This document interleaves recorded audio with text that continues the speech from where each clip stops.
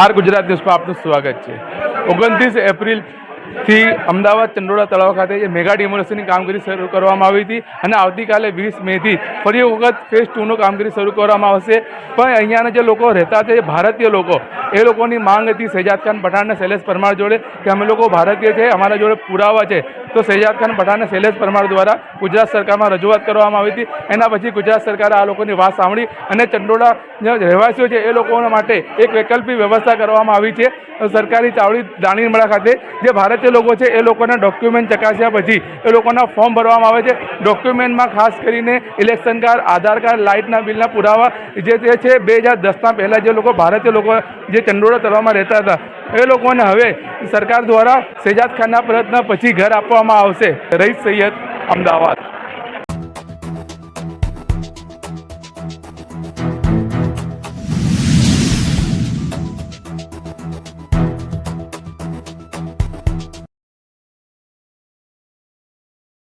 आपके news channel के माध्यम से मैं चंडोड़ा विस्तार की सभी जनता से खास विनती करता हूं कि सरकार ने उनके लिए योजना शुरू की गई है कि जिसमें उनको उनके मकान दिए जाएंगे।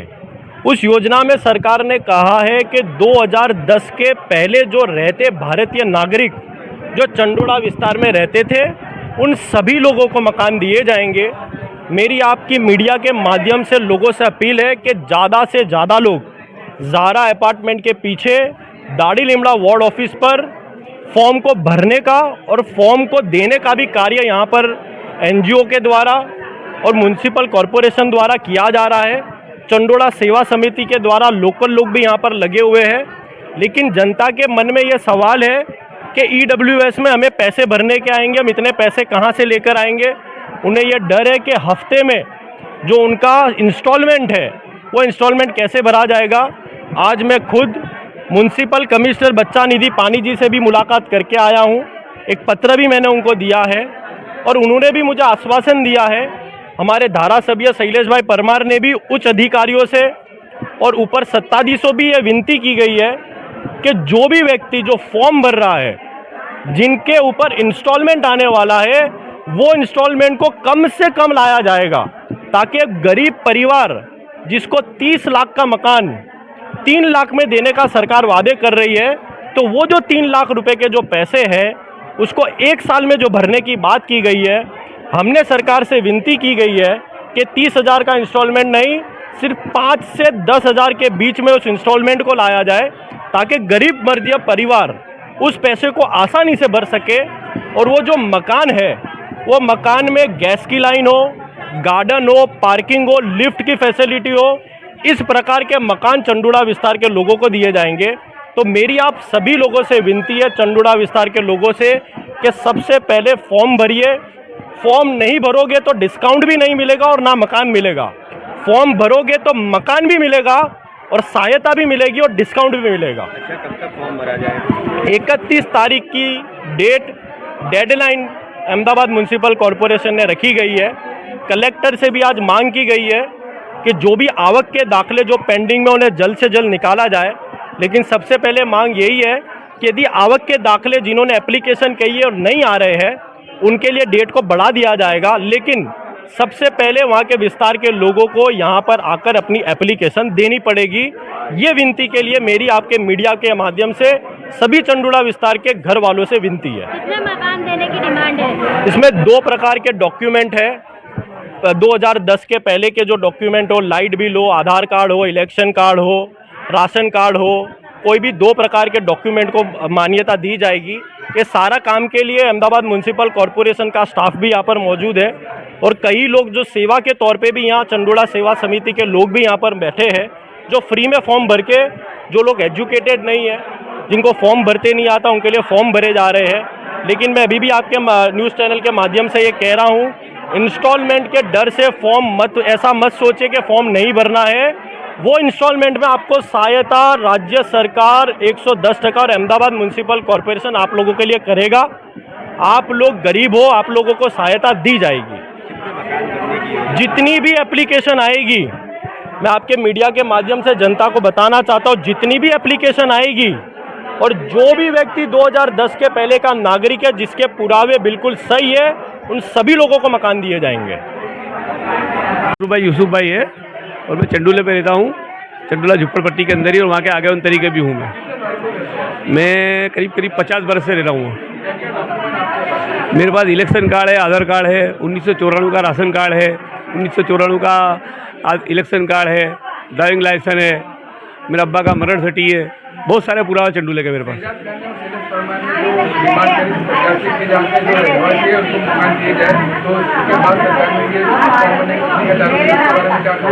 देखिए शहजाद भाई और शैलेश परमार जी, इन्होंने हमारे लिए चंडूले वालों के लिए बहुत भागम दौड़ी करी।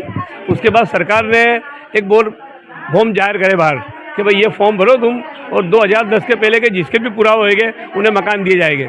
उसके बाद इनकी मेहनत से बाहर फॉर्म भी पड़े और पब्लिक में हमने जाहिर भी करा और पब्लिक फॉर्म भरा रही है और फॉर्म ये लोग जमा भी ले रहे हैं।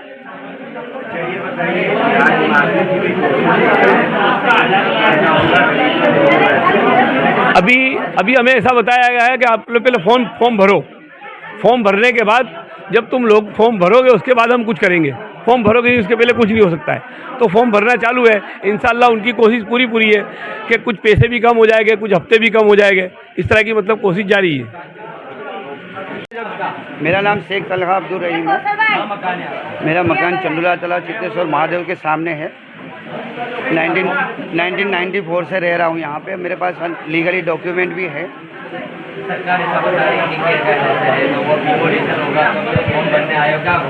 सरकार ये बता रही है गैर कायदेसर है, तो फिर इनको यहाँ बसने क्यों दिया? एक तो पहली बात ये है। दूसरी बात कि जो यहाँ पहले से रह रहे हैं उनके पास डॉक्यूमेंट मौजूद है।